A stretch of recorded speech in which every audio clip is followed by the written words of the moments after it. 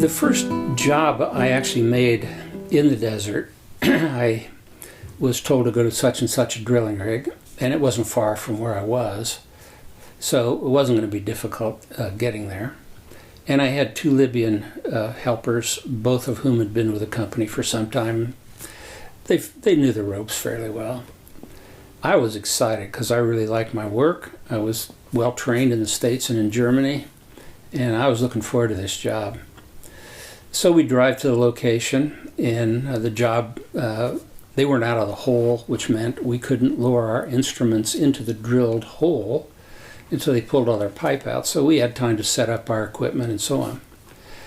So I was telling, or trying to tell, the workers what to do. You need to carry that, you need to carry that, you need to adjust this, and they just looked at me. And I'm thinking, come on guys, you need to do your job here. And of course I understood they didn't speak English, and they did know some words, but they didn't know any of the technical words for equipment and so on. And I wanted this first job to be perfect, right?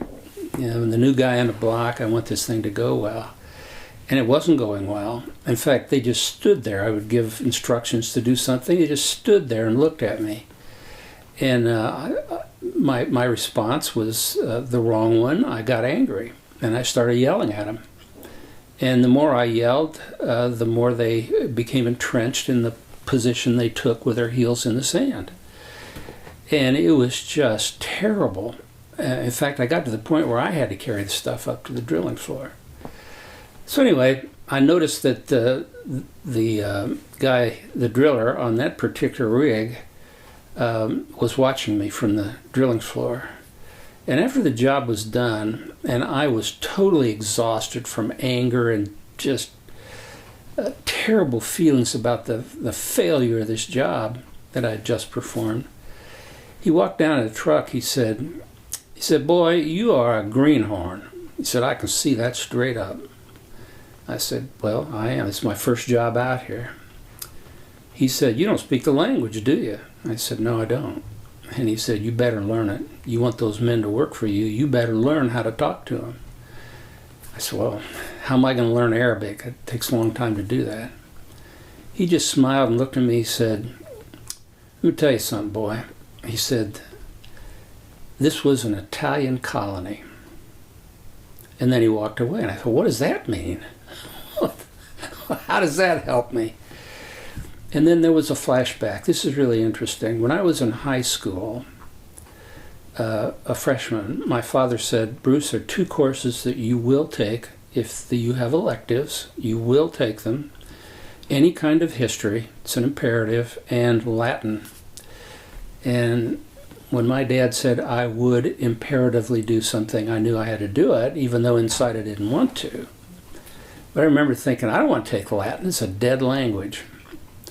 Well, I was forced, in a sense, to take it, and I had 2 years of it. I didn't do well. I didn't like it.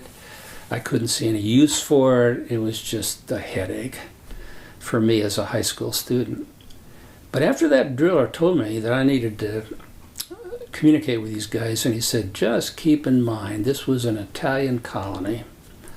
All of a sudden, I started to think, amo, amas, amant. And then other Latin verb conjugations started coming back to my memory, one of which was portar, to carry. And I don't even remember now, that was 60 years, almost 60 years ago, I don't even remember the Latin words that I had a recollection of when I was there in Libya. But I think there were several action verbs that I could remember, and I tried to speak them with an Italian kind of twist to it. Make a long story short, that Latin helped me. It actually helped me. And I concluded, after finding it helpful to communicate with those guys, that Latin was not a dead language. So any of you Latin people out there that don't like it, just remember, it ain't as dead as you think it is. So the moral of the story is, for young people, study Latin. You may go to the Libyan Sahara, which was an Italian colony. Perfect.